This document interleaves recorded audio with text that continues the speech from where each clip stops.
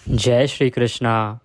आप सभी को चैत्र शुक्ला एकादशी की ढेरों शुभकामनाएं।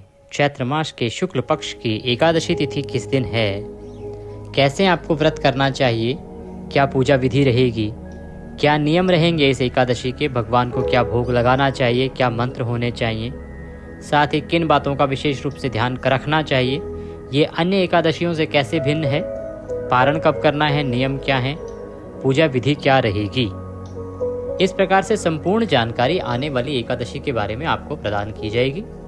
आप देख रहे हैं देवभूमि ज्योतिष संस्थान का प्रतिष्ठित YouTube चैनल देवभूमि धार्मिक। आपसे निवेदन है कि वीडियो यदि आपको थोड़ा सा भी उपयोगी लगे, अच्छा लगे तो उसे एक बार लाइक अवश्य कर दीजिएगा, क्योंकि आपका एक लाइक हमारे लिए बहुत महत्वपूर्ण होता है। और अपने व्रत की सफलता के लिए कमेंट बॉक्स में अवश्य लिखिएगा जय श्री हरि या ओम नमः भगवते वासुदेवाय। प्रिय भक्तों, जैसा कि आप सभी जानते हैं, जो हमारे पुराने दर्शक हैं, कि हमारा ये जो चैनल है, इस पर हम शास्त्रों के अनुसार एकादशी की महिमा का वर्णन करते हैं। क्योंकि प्रत्येक जो एकादशी होती है ना, उसमें कुछ ना कुछ भिन्नता होती है। ऐसा नहीं है कि सारी एकादशियों के व्रत एक ही प्रकार से किए जाते हैं, ऐसा नहीं है जी। अगर आप ऐसा करते आए हैं तो निश्चित रूप से आप गलत करते आए हैं। प्रत्येक एकादशी की पूजा विधि अलग होती है, पारण विधि अलग होती है। प्रत्येक एकादशी पर कुछ ना कुछ कार्य अलग करने होते हैं। जैसे षटतिला एकादशी पर तिल का प्रयोग आपने देखा, आंवल की एकादशी पर आंवले का प्रयोग आपने देखा, पाप मोचनी एकादशी पर माता पाप हारिणी का पूजन आपने देखा कि वो आवश्यक है। विजया एकादशी पर आपने घट स्थापना देखी कि इसका तो जो पूजन है वो दशमी तिथि से ही आरंभ हो जाता है। तो इसी प्रकार से प्रत्येक एकादशी के अंदर पूजा जब हम करते हैं तो उसमें कुछ ना कुछ भिन्नता होती है, उसके नियम कुछ ना कुछ अलग होते हैं। इसका हमें ध्यान रखना चाहिए। और यही वह गलती है जो ज़्यादातर लोग कर बैठते हैं। अधिकतर लोग क्या करते हैं कि व्रत करने के लिए सुबह उठते हैं, दिन में कुछ खाते नहीं हैं, सायंकाल को जो भी उनको उचित लगता है व्रत के अनुसार वो आहार लेते हैं, अगले दिन व्रत का पारण करते हैं। उनको लगता है व्रत हो गया पूरा। देखिए साहब, एकादशी का जो व्रत है ना, वो केवल भूखा रहना मात्र नहीं है। एकादशी का एक अनुष्ठान होता है और त्रिदिवसीय इसका नियम होते हैं। 3 दिन का अनुष्ठान होता है एकादशी का। तो केवल भूखे रह लेने से एकादशी का पुण्यफल प्राप्त नहीं होता है। हमारे पास बहुत से ऐसे सज्जन आते हैं, बहुत से माताएं बहनें हैं, वो कहते हैं जी पंडित जी हम बहुत लंबे समय से एकादशी कर रहे हैं, पर इतने समय से एकादशी करते रहने के बाद भी कोई पुण्यफल प्राप्त ही नहीं हो रहा है, हमारी इच्छाएं पूरी नहीं हो रही हैं, हम जिस उद्देश्य की पूर्ति के लिए संकल्प करके व्रत करते हैं वह पूरा नहीं होता है। साहब पूरा होगा कैसे? आप तो केवल भूखे रह रहे हैं, नियमों का पालन कहाँ कर रहे हैं। एकादशी कोई साधारण व्रत नहीं है। इस पृथ्वी पर एकादशी का जो व्रत है वो श्रेष्ठतम व्रतों में से एक है। अगर उसको नियम के अनुसार किया जाए तो वह निश्चित रूप से फल देता है। ऐसा हो ही नहीं सकता कि आप एकादशी का नियम पूर्वक विधि पूर्वक व्रत करें और उसका पुण्य फल आपको प्राप्त ना हो। आवश्यकता होती है कि व्रत को आप सही प्रकार से नियमों को समझते हुए करें। इसीलिए हम अपने इस चैनल पर प्रत्येक एकादशी की बारीकी से आपको वीडियो के माध्यम से समझाते हैं कि इस एकादशी पर कैसे आपको पूजा करनी चाहिए, क्या नियम होंगे, कैसे भोग लगाना चाहिए, पूजा विधि में क्या अतिरिक्त आपको ऐड करना है भगवान की पूजा के अतिरिक्त। साथ ही एकादशी का जब व्रत करते हैं आप तो उसमें पारण की महिमा बहुत अधिक होती है। जैसे आप एकादशी का व्रत करते हैं उसके नियम होते हैं, वैसे ही पारण के नियम होते हैं। और पारण को भी सही प्रकार से किया जाना अत्यंत ही आवश्यक होता है। अगर पारण सही प्रकार से ना किया जाए तो भी वह व्रत पूर्ण फलदायी नहीं होता है। तो बात करते हैं आने वाली एकादशी की, कामदा एकादशी की। व्रत कब किया जाएगा, पारण कब करना है, इसकी जानकारी आपको प्रदान करें उससे पहले समझना आवश्यक है कि जो आने वाली एकादशी है चैत्र मास के शुक्ल पक्ष की एकादशी, जिसको कामदा एकादशी के नाम से जाना जाता है। कामदा एकादशी का जो पूजन है वो क्यों करना चाहिए, व्रत क्यों करना चाहिए, इसकी महिमा क्या है और क्या विधि होनी चाहिए। देखिए कामदा एकादशी जो है उसका फल इस प्रकार से बताया गया है। एक वृतांत आता है कि ललिता और ललित नामक 2 स्त्री और पुरुष थे। रत्नपुर नामक एक नगर में वहां पर राजा पुंडरीक का राज्य था। ये दोनों ही राजा के दरबार में नृत्य गान का कार्य करते थे। अब ललित जो है वो ललिता के मोह में फंस गया और इस प्रकार से उसका अपने कार्य से ध्यान भंग हो गया। इसे राजा ने अपना अपमान समझकर उसे श्राप दे दिया कि वह राक्षस योनि में चला जाए, और वह राक्षस बन गया। राक्षस बन जाने के कारण अब वह घोर पीड़ा सहने लगा और भारी संकटों से घिर गया। उसको इस प्रकार से परेशान देखकर, हताश देखकर, जो ललिता थी, जो उसकी पत्नी थी, उसे बड़ा ही दुख हुआ और वह विचार करने लगी कि इसको किस प्रकार से राक्षस की योनि से मुक्ति दिलाए, कैसे यह राक्षस से पुनः मनुष्य रूप ग्रहण करे। अब क्योंकि ललित जो है वो राक्षस बन गया था, तो वो तो यहाँ से वहाँ, वहाँ से वहाँ भ्रमण करता रहता था और वह भी उसके पीछे पीछे पीछे पीछे भटकती रहती थी। एक बार ललित के पीछे पीछे घूमती घूमती वह विंध्याचल पर्वत पर चली गई और वहां पर उसकी भेंट ऋषि श्रृंगी से हुई, क्योंकि वहां ऋषि श्रृंगी का आश्रम था। ऋषि श्रृंगी ने वहां जब ललिता को देखा तो उससे आने का कारण पूछा और ललिता ने उससे प्रार्थना की कि प्रभु, इस प्रकार से मेरे पति को श्राप लगा और वह राक्षस बन के कष्ट भोग रहा है। तब ऋषि श्रृंगी ने सर्वप्रथम ललिता को यह व्रत बताया था कि चैत्र मास के शुक्ल पक्ष की कामदा एकादशी के दिन सुबह जल्दी उठना, उठ के स्नान आदि करके व्रत का संकल्प करना और संकल्प में भगवान से निवेदन करना कि वो तुम्हारे पति को इस एकादशी के पुण्य के प्रभाव से इस राक्षस योनि से मुक्त करें, और विधि विधान से भगवान का पूजन करना, पंचोपचार से भगवान का पूजन करना और गोले की बर्फी का भगवान को भोग लगाना, कथा पढ़ना और सायंकाल को कीर्तन करते हुए, रात्रि को जागरण करते हुए समय व्यतीत करना और अगले दिन द्वादशी में इस व्रत का पारण करना। इस व्रत के पुण्य प्रभाव से जैसे ही तुम्हारा व्रत पूर्ण होगा, पारण के बाद तुम्हारे पति को अवश्य ही इस राक्षस योनि से मुक्ति मिल जाएगी। तो जैसे ही यह एकादशी आई, ललिता ने ऋषि श्रृंगी के द्वारा बताए गए विधान से इस एकादशी का व्रत किया और व्रत का जैसे ही पारण किया और पारण करते समय उसने अपना इस व्रत का प्राप्त सारा पुण्य अपने पति को दान दिया। उस पुण्य के प्रभाव से तुरंत ही वह राक्षस योनि से छूटकर पुनः सुंदर मनुष्य रूप में आ गया। इतना ही नहीं, उसके बाद वह सभी ऐश्वर्यों को भोगता हुआ वो दोनों विमान में बैठकर स्वर्ग लोक को चले गए। तो यहाँ से इस एकादशी की महिमा आरंभ हुई, इस एकादशी का व्रत आरंभ हुआ। अब बात आती है कि जो पूजा विधि बताई थी ऋषिवर ने, वो संक्षेप में तो हमने कथा के माध्यम से आपको सुना दी, प्रसंगों के माध्यम से। अब उसको करना कैसे है, तो देखिए, इस एकादशी के जो नियम है ना जी, वो दशमी तिथि से आरंभ हो जाएंगे। दशमी तिथि को आपको कुछ मूलभूत चीजें हैं जिनका त्याग कर देना चाहिए। उसमें आता है मसूर की दाल, चने की दाल, हरी पत्तेदार सब्जियां, शहद, लहसुन, प्याज आदि ये पूर्ण रूप से वर्जित हैं। मनुष्य को सायंकाल का भोजन भी ग्रहण नहीं करना चाहिए, ऐसा भी एकादशी के बारे में पुराणों में वर्णन है। अगर आप इस नियम को मान पाते हैं तो ठीक है, अगर नहीं मान पाते हैं तो भी दोष नहीं रहेगा। आप रात्रि का भोजन तो करें, परंतु भोजन में लहसुन, प्याज आदि का प्रयोग वर्जित है। लहसुन, प्याज आदि तामसिक पदार्थ ना खाएं सायंकाल को। रात्रि को आप दंत धावन करके सोएंगे और अगले दिन, व्रत वाले दिन, आपको सुबह सूर्योदय से पहले उठना होगा। ब्रह्म मुहूर्त का प्रयास कीजिए, अगर संभव ना हो तो सूर्योदय से पहले अवश्य ही उठ जाइए। उठने के बाद स्नान आदि करके भगवान भास्कर को जल दीजिएगा। ये खर मास की दूसरी एकादशी होगी और खर मास में सूर्यदेव की आराधना का विशेष फल बताया गया है, तो आपको अवश्य ही इस एकादशी पर सूर्यदेव को जल देना चाहिए। जल देने के बाद आपका जो पूजा स्थल है उसकी साफ सफाई कीजिए। पूजा की सभी सामग्री को एकत्र कीजिए और आसन लगा के पूजा स्थल पर बैठ जाइए। अब बात आती है कि पूजा की सामग्री होगी क्या। पूजा की सामग्री में बहुत सारी सामग्री तो वो है जो अब सभी हम सनातनियों के घर में, हिंदू भाई बहनों के घर में होती ही है। रौली, मौली, पान, सुपारी, लौंग, इलायची, धूप, दीप।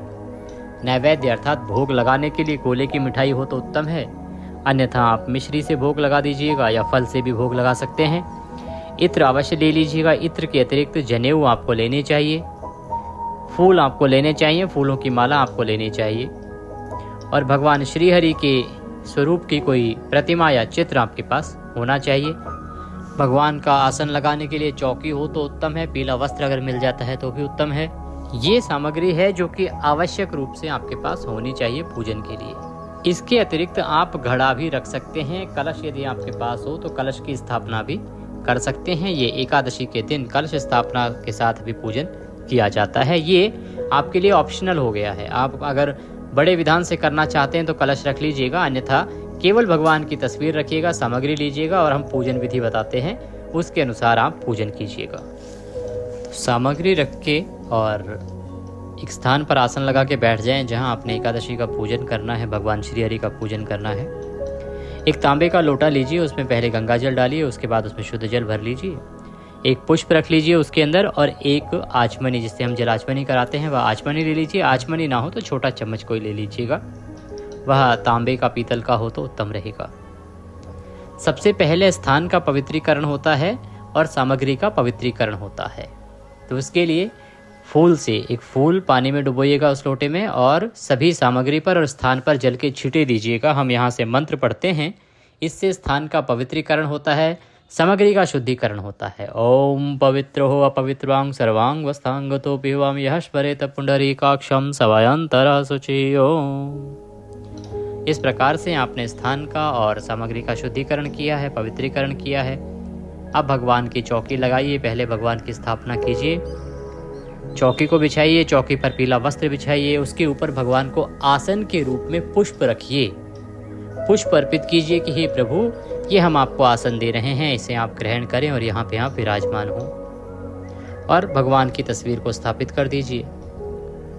इसी प्रकार तस्वीर के सीधे हाथ की तरफ, जहाँ भगवान की प्रतिमा या तस्वीर है, उसके सीधे हाथ की तरफ घी का दिया जलाएंगे। घी के दिए के लिए भी आसन दीजिए, आसन के रूप में पुष्प रखिएगा और उसके ऊपर घी का दिया रखिएगा और धूप भी रखिएगा। ये आपने आवश्यक रूप से स्थापित करना है। इसके अतिरिक्त यदि आप कलश स्थापित करना चाहते हैं तो कलश भी स्थापित कर सकते हैं। अब बात आती है जी, किसी के पास लकड़ी की कोई चौकी आदि ना हो तो क्या करें। तो कोई बात नहीं, आप पृथ्वी पर रखकर भी पूजन कर सकते हैं, पूजा करने में कोई दोष नहीं है। यदि कोई आपको कहता है कि बिना चौकी के भगवान को नीचे स्थापित नहीं कर सकते, बिठा नहीं सकते, तो वह सरासर अनुचित है, क्योंकि हम भगवान को आसन तो पुष्प के रूप में दे ही रहे हैं, चाहे आप चौकी पे बिठाएं चाहे पृथ्वी पर। जब आप पृथ्वी पर रखकर, जमीन पर रखकर पूजन कर रहे हैं, देखिए हमारा जो पूजा विधि बताने का उद्देश्य है ना, वो ये होता है कि चाहे कोई गरीब हो, चाहे कोई अमीर, चाहे कोई साधन संपन्न हो, चाहे किसी के पास साधनों की कमी हो, सभी लोग भगवान की कृपा कैसे प्राप्त कर सकें, इस प्रकार से हम आपको पूजा विधि बताते हैं। तो यदि किसी का कच्चा घर भी है ना साहब, तो उसको भी अच्छे से आप लीप लीजिए, बस साफ कर लीजिए, लीप लीजिए, और वहाँ पर भगवान को आसन के रूप में फूल रख दीजिए। भगवान से निवेदन कीजिए, प्रभु ये आपका आसन है, आप इस पर विराजमान हो। और फिर आप तस्वीर या प्रतिमा जो भी आपके पास है उसको आप स्थापित कर दीजिए। कोई मतलब नहीं है कि अगर चौकी नहीं है तो आपको कोई दोष लगेगा, उतना ही फल है जितना चौकी पर रखकर आप पूजन करेंगे तब मिलेगा। स्थापना करने के बाद अब सबसे पहले आप अपना हाथ धोएंगे, उसके बाद जलाचमनी करेंगे। तो अपने सीधे हाथ पर जल लीजिएगा, ओम हस्तो प्रक्षालनम। फिर एक मंत्र पे 1 चम्मच जल आपको पीना है। 1 चम्मच से जल अपने सीधे हाथ में लेंगे और जल पी जाएंगे। जब बोलेंगे तब ओम माधवाय नमः, जल लीजिए पी जाइए। ओम केशवाय नमः, जल लीजिए पी जाइए। ओम नारायणाय नमः, जल लीजिए पी जाइए। ओम ऋषिकेशाय नमो नमः, जल लीजिए और हाथ धो लीजिए। हाथ धोने के बाद अब अपने आप को तिलक कीजिए, मौली बांधिए। अगर आपके पारिवारिक जन भी आपके साथ बैठकर पूजन कर रहे हैं तो उन्हें भी तिलक कीजिए, मौली बांधिए। भगवान का पूजन करने से पहले हमें पूजन के योग्य होना होता है, उसकी यह एक प्रक्रिया है। अब आप भगवान को पद्य, अर्घ्य, आचमनी अर्पित करेंगे।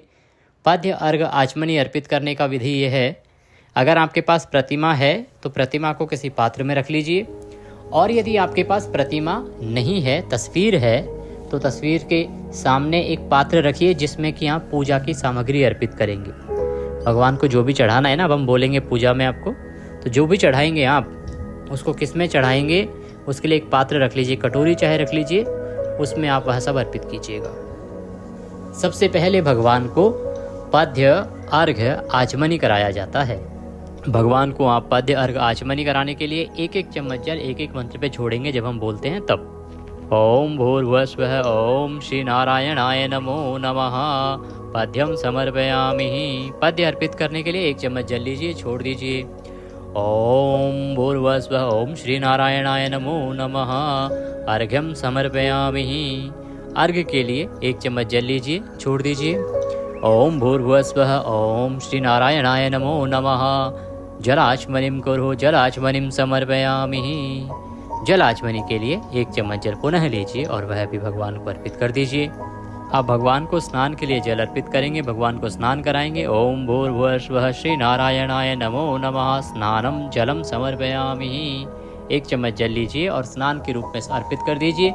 जो तस्वीर पर पूजन कर रहे हैं वो ऐसे जल छोड़िए, और जो प्रतिमा पर पूजन कर रहे हैं वह प्रतिमा को नहला सकते हैं जल से। ओम भूर्भुवस्वः ओम पंचामृत स्नानम समर्पयामि। पंचामृत अब आप अर्पित करेंगे, पंचामृत से भगवान को स्नान कराएंगे। कच्चा दूध, दही, घी, शहद और शक्कर। इसमें शहद क्योंकि एकादशी पर वर्जित होता है, इसीलिए इसके स्थान पर आप गंगा जल मिला लीजिएगा। ये 5 चीज़ें हैं जो पंचामृत आपको इस एकादशी पर बनाना है। पंचामृत से स्नान कराने के लिए जो तस्वीर पर पूजन कर रहे हैं वो फूल पर पंचामृत लगाइएगा और वह फूल अर्पित कीजिएगा। बाकी लोग जो भी हैं जो प्रतिमा पर पूजन कर रहे हैं वो प्रतिमा को पंचामृत से नहला सकते हैं। ओम भूर्भुवस्वः ओम श्री नारायणाय नमो नमः। पंचामृत समर्पयामि। पंचामृत से स्नान कराने के बाद अब शुद्ध जल से स्नान कराएंगे। शुद्ध्योदक स्नानम। ओम भूर्भुवस्वः ओम श्री नारायणाय नमो नमः। शुद्ध्योदक स्नान निमित्तार्थाय शुद्ध जल समर्पयामि। तो जल अर्पित कीजिए, शुद्ध जल एक चम्मच जल लीजिए और अर्पित कर दीजिए। जल स्नान कराने के बाद भगवान को वस्त्र अर्पित करेंगे। वस्त्र अर्पित करने के लिए एक मौली का टुकड़ा लेंगे, वो भगवान को अर्पित करेंगे। हम मंत्र पढ़ते हैं ओम भूर्भुवस्वः श्री नारायणाय नमो नमः। वस्त्रम समर्पयामि। वस्त्र अर्पित कीजिए। वस्त्रम उपवस्त्रम यज्ञोपवीतम। यज्ञोपवीत अर्पित करेंगे अब भगवान को। जनेऊ आपको हमने बोला था लेने के लिए, जनेऊ आपने ली होगी तो जनेऊ लीजिए, उस पे रौली लगा लीजिए और वह जनेऊ भगवान को अर्पित कीजिए। ओम भूर्भुवस्वः श्री नारायणाय नमो नमः। यज्ञोपवीतम समर्पयामि। यज्ञोपवीत अर्पित कीजिए। यज्ञोपवीत अर्पित करने के बाद इत्र अर्पित करेंगे। इत्र लगाने के लिए पुष्प पर या रुई पर इत्र लगाइए और वह भगवान को अर्पित कर दीजिए। ओम भूर्भुवस्वः श्री नारायणाय नमो नमः। इत्रम समर्पयामि। इत्र अर्पित करने के बाद भगवान को तिलक करेंगे। तिलक करने के लिए रौली कुमकुम का तिलक करेंगे। भगवान को प्रेम से तिलक कीजिएगा। ओम भूर्भुवस्वः श्री नारायणाय नमो नमः। तिलक उपलक्ष्ये रौली कुमकुम आदि तिलकम समर्पयामि। रौली कुमकुम आदि से तिलक लगाइए भगवान को। तिलक लगाने के बाद पुष्प अर्पित करेंगे। माला है फूलों की तो फूलों की माला भगवान को अर्पित कीजिएगा। ओम भूर्भुवस्वः ओम श्री नारायणाय नमो नमः। पुष्पम समर्पयामि। माल्यार्पणम कुरुः। माला अर्पण कीजिए। माला पहनाने के बाद धूपम दर्शयामि दीपम दर्शयामि। ओम भूर्भुवस्वः ओम श्री नारायणाय नमो नमः। धूपम दर्शयामि दीपम दर्शयामि। धूप दिखाइए और दीप दिखाइए भगवान को।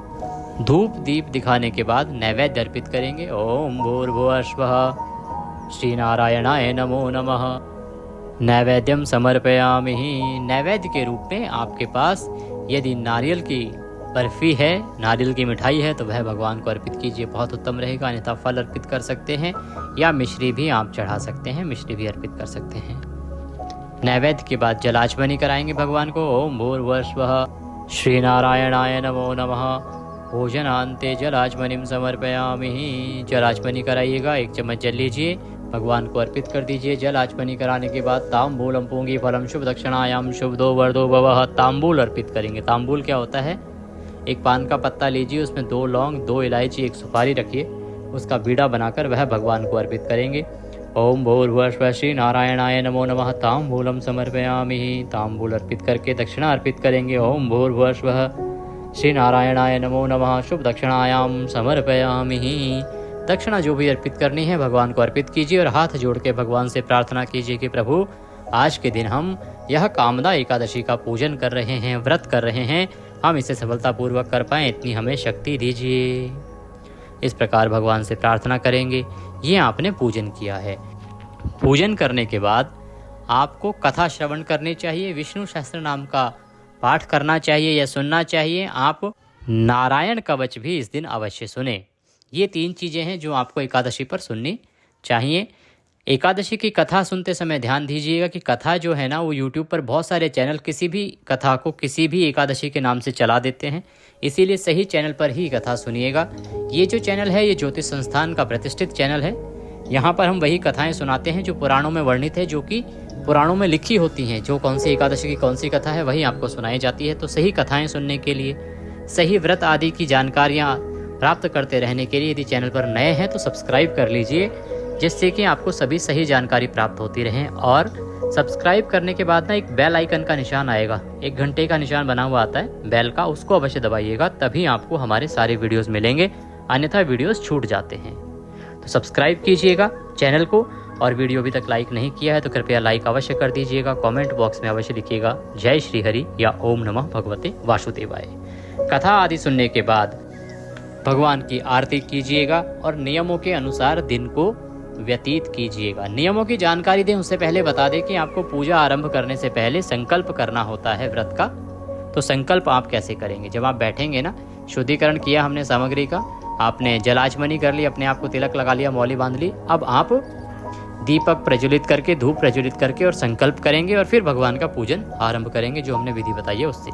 तो संकल्प करने के लिए 1 रुपये का सिक्का अपने हाथ में रखिए, सीधे हाथ में, दक्षिणा के रूप में कम से कम, और जल लीजिए, अक्षत लीजिए, पुष्प लीजिए।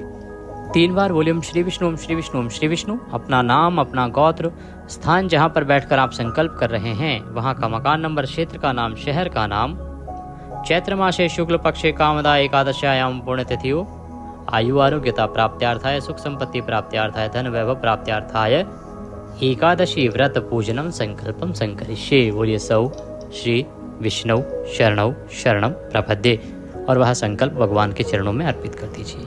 इस प्रकार से आपको संकल्प करना है, फिर पूजन करना है और उसके बाद कथा आदि सुननी है, विष्णु सहस्त्रनाम आदि सुनना है।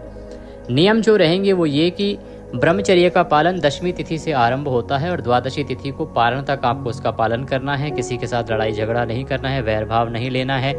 भगवान की स्थापना जब घर में हो गई है तो घर में लहसुन प्याज आदि का प्रयोग वर्जित बताया गया है, क्योंकि भगवान आपके घर में विराजमान है। अभी एकादशी पूजन चल रहा है, ये एक प्रकार का अनुष्ठान है। जैसे आप माता की चौकी लगाते हैं नवरात्रे में और 9 दिन तक इन चीज़ों से दूर रहते हैं, वैसे ही जब आप एकादशी का पूजन करेंगे ना, तो घर के सभी लोगों को लहसुन प्याज आदि से दूर रहना चाहिए, क्योंकि भगवान की चौकी लगी है और भगवान की पूजा 2 दिन के एक अनुष्ठान के रूप में की जा रही है। तो इस नियम का पालन आपको अवश्य रूप से करना चाहिए। इसके साथ ही सायंकाल को कीर्तन कीजिए, रात्रि को जागरण कीजिए, अगले दिन सूर्योदय से पहले पारण के लिए उठ जाइए। पारण का जो नियम है ना वो ये है जी कि पारण जो है वो एकादशी व्रत का पारण 12वीं व्रत में किया जाना चाहिए, सूर्योदय के बाद किया जाना चाहिए, और 12वीं तिथि के पहले 5.5 घंटे में पारण नहीं किया जाना चाहिए, क्योंकि वो हरिवासर का समय होता है। इस नियम के आधार पर ही हम आपको पारण की समय की जानकारी देते हैं। अभी बात करते हैं कि आपको इस एकादशी का व्रत करना किस दिन है, पारण कब करना है, और पारण के पूजन की जो विधि है ना वो हम पारण स्पेशल जो वीडियो बनाते हैं उसमें अवश्य बताएंगे, क्योंकि पारण के पूजन की विधि अगर बताने लगेंगे तो यह वीडियो बहुत बड़ा हो जाएगा। सूर्य के मुख से एकादशी रहेगी 8 अप्रैल को, और यह द्वादशी युक्ता एकादशी भी है, क्योंकि 8 अप्रैल को ही रात को 9:12 पर द्वादशी आ जाएगी। तो ये उत्तम व्रत रहेगा। 8 अप्रैल को आप व्रत कीजिएगा, 9 अप्रैल को पारण करेंगे। मुहूर्त की बात करें तो ब्रह्म मुहूर्त रहेगा सुबह 4:32 से और 5:18 तक। अभिजीत मुहूर्त जो है वो रहेगा 11:58 से और 12:48 तक। सर्वार्थ सिद्धि योग भी सुबह में बहुत अच्छा रहेगा, वो रहेगा 6:03 से 7:55 तक। इस समय में आप पूजन करते हैं तो उत्तम रहेगा। इस एकादशी का जो पारण है, पारण आप करेंगे 9 अप्रैल को, पारण के लिए अगर हम शुभ समय की बात करें कि पारण आपने कब करना है, तो पारण देखिए 9 अप्रैल को आप पारण करेंगे और इसके लिए शुभ समय रहेगा सुबह 6:15 से और 8:20 तक। ये थी जानकारी एकादशी के बारे में। जानकारी थोड़ी भी अच्छी लगी हो तो वीडियो को लाइक अवश्य कर दीजिएगा। भगवान सब पर कृपा करें। जय श्री हरि।